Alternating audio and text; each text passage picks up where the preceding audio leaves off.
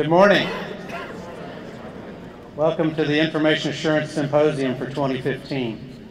We've intentionally let the 8:30 start time lag just a little bit in order to allow as many people as possible to get registered and get into the facility. This is our first IAS since 2012, and I'm delighted to kick it off. I'm Murray Kenyon. I have the honor and the privilege of serving as your symposium host this week. Two quick housekeeping details before we get started. Please silence your cell phones. And then also, please refrain from any recording or photography of these sessions. Thank you very much. The Information Assurance Director at the National Security Agency is delighted that you've chosen to spend the next 3 days with us in what we believe is the premier IA event for professionals across the U.S. government, our mission partners and allied governments, as well as the private sector. Let me say right up front, though, that this would not have been possible without the teamwork and the dedication of representatives of the DoD CIO Office, the Defense Information Systems Agency, and U.S. Cyber Command. It also would not have been possible without presenters that you will see and interact with over the next 3 days from FBI, DHS, the services, academia, and a host of other organizations. As we begin this 2015 IA Symposium, I'd like to take just a moment to acknowledge those for whom we do this mission, the men and women who perform national and international security missions on behalf of the United States and our allies, securing our national, homeland, and economic security on a daily basis. Whether they wear a military uniform or a business suit, we're proud, but humbled, to be on the same team with them. With that in mind, would you please rise as the combined U.S. Cyber Command, NSA, CSS Joint Services Color Guard presents the colors, and Master Sergeant Danielle Harmon sings our national anthem.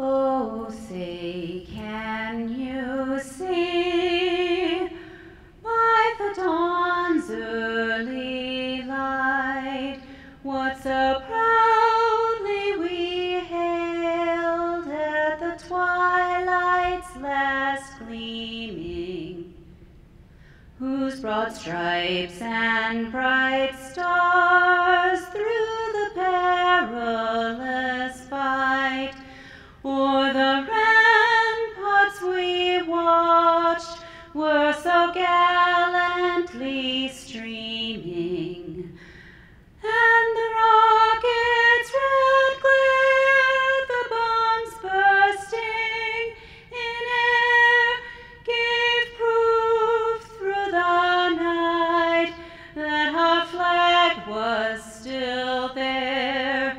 Oh, say, does that star-spangled banner yet wave o'er the land of the free and the home of the brave? Order.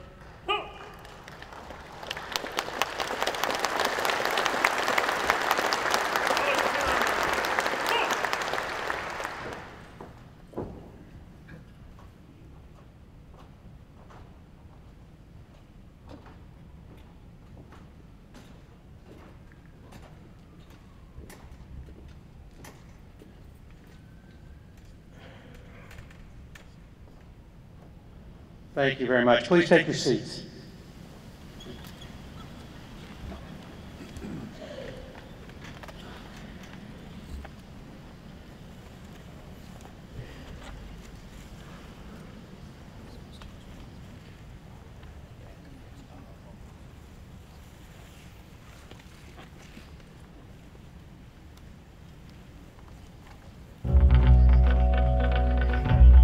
Welcome to the 2015 Information Assurance Symposium. As both the commander of U.S. Cyber Command and the director of NSA, it's gratifying to know that more than 2,000 information assurance leaders and practitioners are participating in this important event. The theme of our symposium this year is building confidence in cyberspace. But what does building confidence in cyberspace really mean? Cyberspace is a primary arena in which we all exchange and store information. We need to be confident that the cyber environment is agile and secure enough to outmaneuver our cyber adversaries, who are becoming ever more sophisticated and more determined. Our defensive posture must be stronger than ever, and our defenses more effective. The National Security Agency has the responsibility to protect national security systems. These systems are fundamentally dependent on commercial products and infrastructure, or they interconnect with other systems that are. That's why we're working hard to transform our business model into one that allows us to team with public and private institutions. Our goal is to raise the information assurance level of commercial products and to build a common defense against growing threats. To do this, we need to share information freely. This is not always as simple as it sounds, especially when there are privacy and equity concerns. But we have to find a way. We can't forget the bottom line. What happens to you today could happen to me tomorrow. We must find better ways to learn from each other's misfortunes and successes. To improve the security of our networks and critical infrastructure, we must continue to share our understanding of the environment and the threat. And we must work together to ensure the next generation of analysts, developers, managers, operators, and leaders enters the fight prepared to defend our national assets. That's why we're here this week. We have 4 tracks: cybersecurity solutions, analytic tradecraft and mitigation, defense at cyber speed, and building the nation's capacity, all aiming to capture different aspects of information assurance and cybersecurity and how they contribute to this vision. I encourage you to participate in as many of these tracks as your schedule allows. Thank you for your participation in the Information Assurance Symposium. We look forward to working with you to build confidence in cyberspace.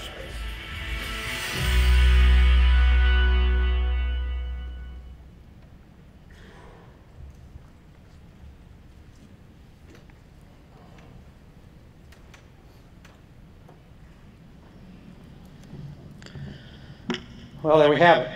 No, that's not all. It gives me great pleasure to kick off the general session this morning. We've got 4 distinguished speakers, the first of which is Curtis Dukes. Kurt is the director of NSA's Information Assurance Directorate. He joined NSA in 1984 as a computer scientist, and since that time has served as a scientist, technical leader, and a manager in a variety of NSA organizations. Immediately before his current assignment, he was the Deputy Director of Information Assurance, and prior to that was the Director of the NSA Commercial Solutions Center. Kurt is a graduate of the University of Florida and earned a master's from Johns Hopkins. In the time I've known him, however, I've never heard him utter a word about Hopkins athletics.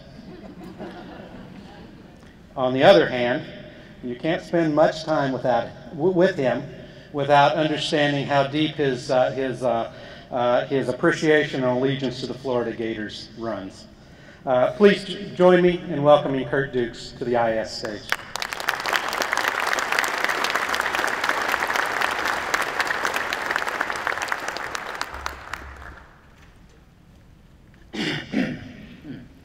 Okay, so I hate standing behind podiums. I like to walk. The reason I like to walk is in case someone wants to throw something at me, I have the ability to kind of maneuver left and right. The other point I want to make is Murray's absolutely right. I'm a devout Florida Gator fan, and so I thought I'd kick off today's session with the great University of Florida Chomp.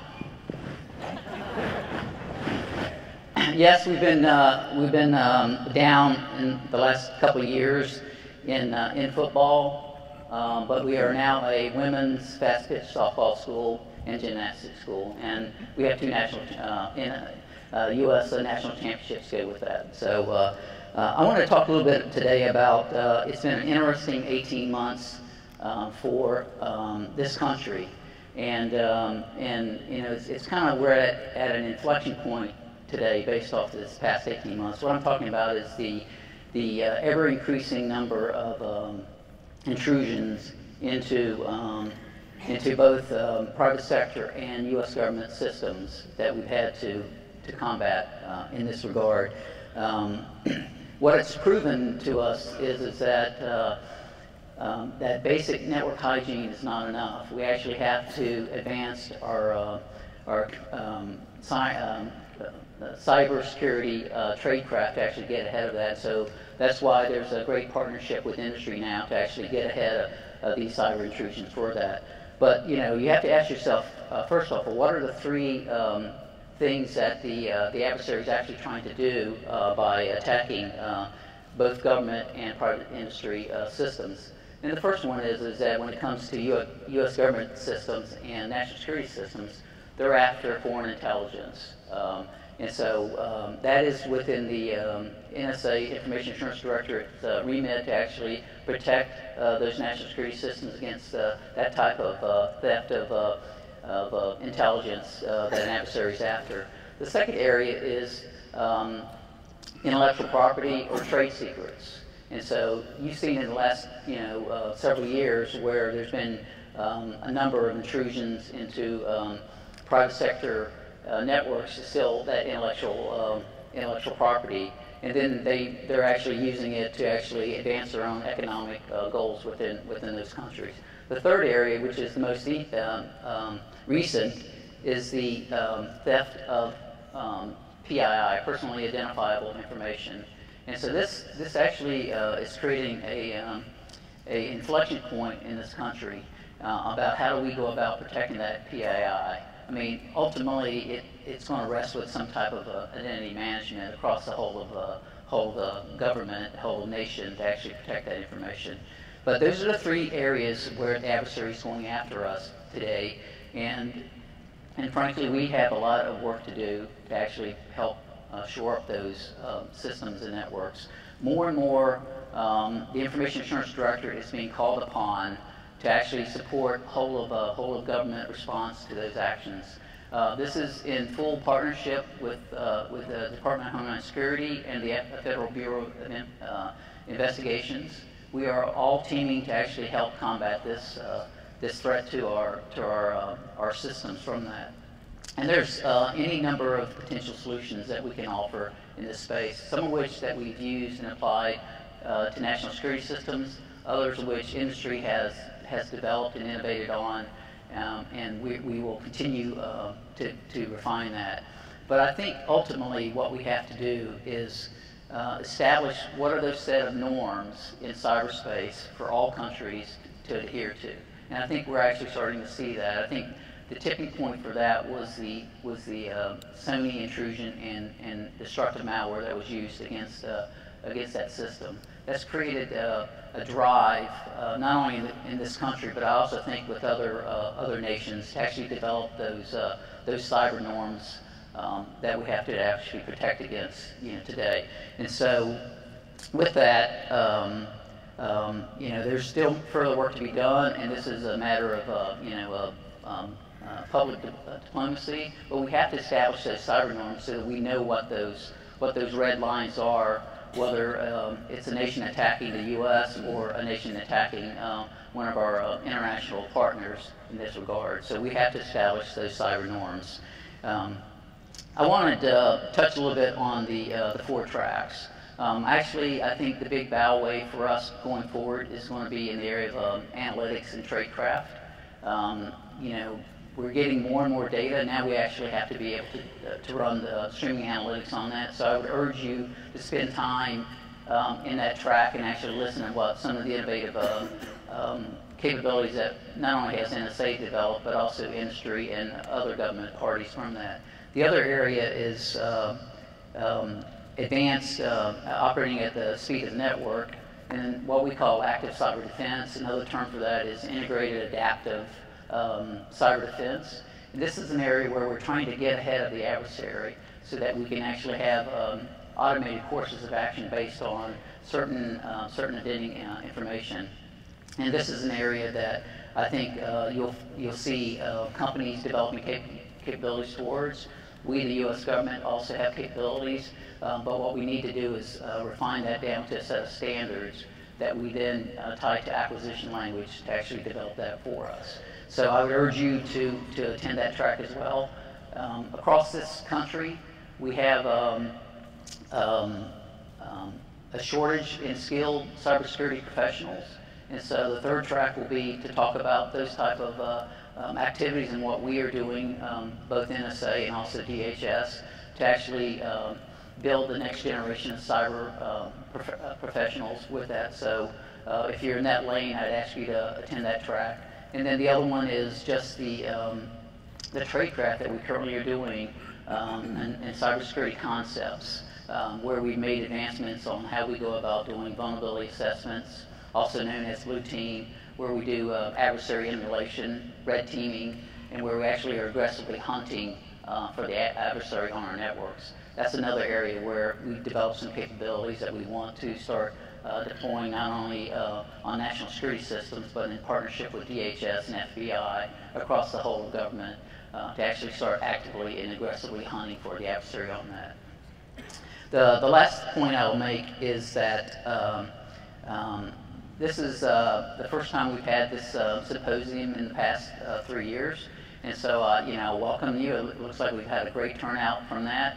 I also would be remiss if I didn't point out that we've had this year we've also engaged and had a number of our international partners also attending with us, something that we have not historically done in the past, and so I think this is actually a wonderful thing. So if you see individuals speaking English with a slight accent, please go up to them and engage with them, and because they are truly going to help us as we combat cyber attacks across the whole of this whole of the world in this regard. So please, a big shout out to my international partners, and I look forward to engaging them with that. I would urge you to spend time on this floor as well as on the second floor with the industry booths. I think they've got some very innovative technology, and you should at least hear what they've got to say in that regard. So during the breaks, when you're not networking, please go down there and actually visit the booths from that regard as well. I'm excited about the future for information assurance and cybersecurity. Yes, there's a lot of hard work ahead of us, but this is a great opportunity space for us to actually make game-changing technologies that we can take advantage of here. So with that, again, welcome to the 2015 Information Assurance Symposium, and I look forward to engaging you in private conversations. Thank you.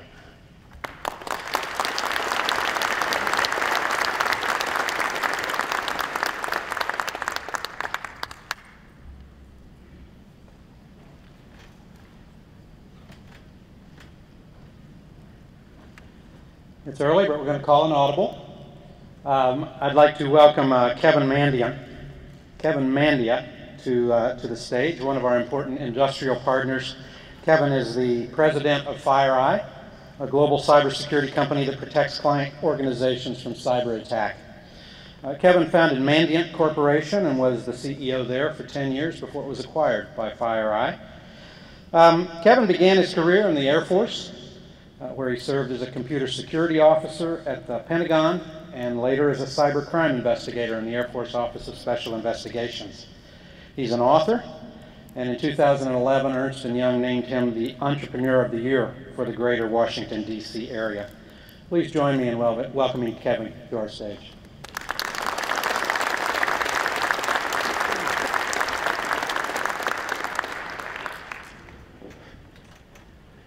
Yeah, I love being called an audible. I'm the left tackle, 3 yards in a cloud of dust audible. I've got about 32 minutes, and during that time frame, what I'm going to do is represent kind of and be the spokesperson for 300 incident responders that are on the front lines, responding to breaches every single day. And I'm also sort of the litmus for the CEOs that have been victims of these intrusions. Over the last 10 years, primarily the core of our business, at least at Mandate, has been let's respond to every breach that matters. And when you do that, you get to know the general counsel, the CEO, and a lot of different executives that have to deal with these problems on a daily basis. What I've learned is that I sort of reflect their mood over time as you get in the trenches with them, and you'll see that as we go through our presentation. In 2014, we did 226 investigations. And to provide some context on this so you understand my frame of reference, these aren't investigations into intrusions where the attacker compromised a network at 3 p.m. and by 3:05 p.m. we figured out, hey, there's an alert, there's a bad guy on our network, let's do something about it. By the time we responded to incidents, there was about a 205-day period from the moment the organization was breached to the moment they had awareness that they were breached. During these investigations, we do deep dive forensics. We do it at scale. We try to turn every rock over, and we answer two questions: what happened and what to do about it. And that's so we see the intrusions that by the time we have an awareness of them, they are at scale, and they are a little bit broader than a lot of the other intrusions that folks are familiar with.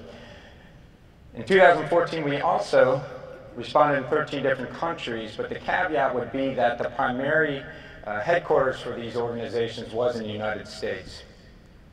On a daily basis, about every hour on the hour, our frontline responders are finding a piece of malware we've never seen before. And it doesn't sound like a lot, but the neat thing about this malware is we send it back to our 100 folks that are threat analysts and our malware analysts, is that this is the malware that got past everything. This is the malware being used by the groups that can break into Fortune 500 organizations or government organizations and maintain being surreptitious for 205 days. So it's kind of important to find that, and that's the stuff probably creating 99% of the problems. But it's also only 1% of the malware out there. On a daily basis during the month of January of 2015, we received over 460,000 files from a consortium where we share the malware, and we can go through that as well. We have a delay. Yeah, the slides are beautiful, by the way. That's what marketing can do with these things. We found 16 zero days in 2013 and in 2014. We found another one this year that I'll talk about a little bit. But that's a big number because you find 0 days by responding to breaches. 16 of the 0 days found were found by us, and that's more than every other security company combined times by 3. So it's quite a big number, but you have to own that moment of responding to breaches to be able to find these things. And the way it generally works is we'll see malware on a system and not know how it got there. What was the transfer mechanism that got this malware or keylogger on the machine? And as we do our investigation, we learn there's an exploit that we've never seen before. And the 0 day that we publicized last week along with Adobe was a flash video 0 day. Same way we find all the other ones. We saw malware popping up on machines that are customers and not sure what the delivery mechanism was. So I'm going to do two things today. The Air Force training, you always have 3 main points. I have 2. Keeping it simple. I'm not in a blue shirt today because I'm not following my Air Force roots. But I'm going to give you the conclusions and then some trends that we've observed as people try to mature their security organization.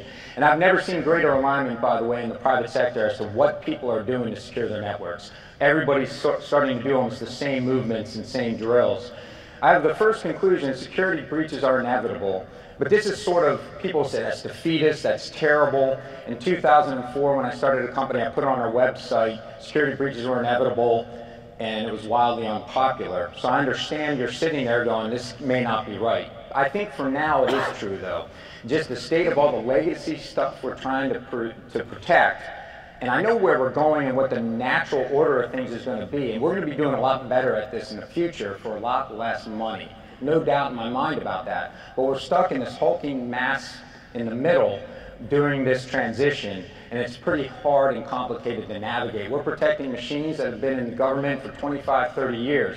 We're protecting applications that their original designs, as they maintain backwards compatibility, and as the protocols maintain backwards compatibility, they were never designed with security in mind. So we've got to live through this transition, I think it's been going on for about 10 years, and it may go on for another 5 to 10 years. But security breaches are inevitable. I have 7 reasons, but I'm going to give you 4.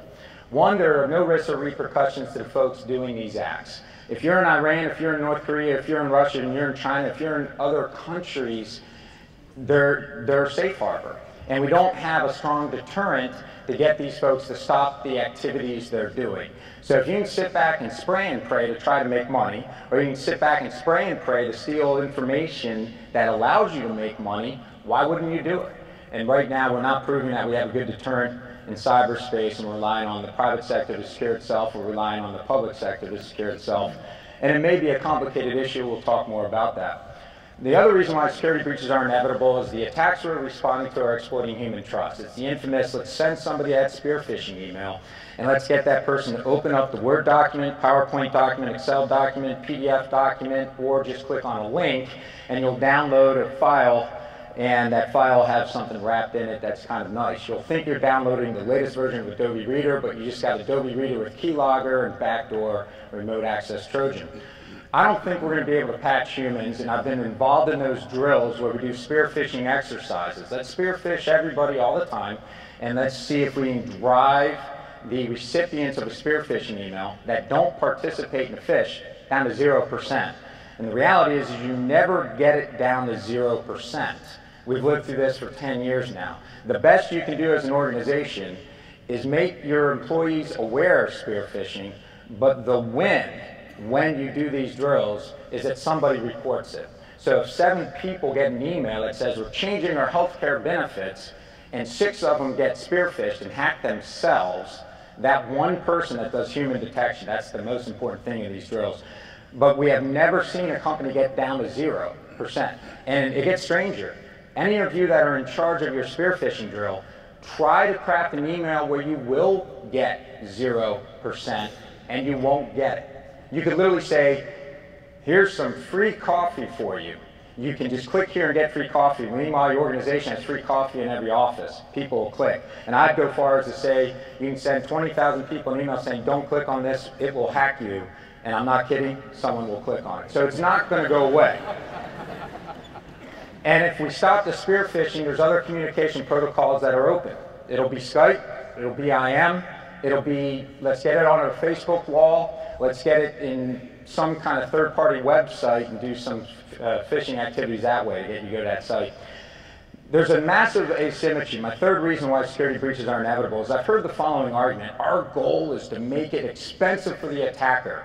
So I'm going to give you the scorecard. We've spent billions of dollars on defense, and we've raised the cost of offense $5. Good work. It's that asymmetrical in my mind. I've seen companies get compromised by somebody, a threat actor operating in China, spend about $50 million in the first year to ramp up, get their security coming together, then start doing a drill, maybe 20 to 50 million in a burn, supporting their staff and buying more technology and operationalizing it, creating their security operations center, and this is my inverted funnel of we're going to go from 4 billion alerts at a security operations center that's brand new and showcased for the industry down to here's the 5 alerts that matter. That's a 3 to 4 year drill to do all that, and at the end of it, the same exact people are hacking in successfully. So they'll spend all this money. It's kind of like spending $50 million a year on a burning candle if your objective is to keep these folks out of your network. It's very asymmetrical. Creates an imbalance of power, and where I go with that is if there's no balance of power, well, you got a side that wins every time.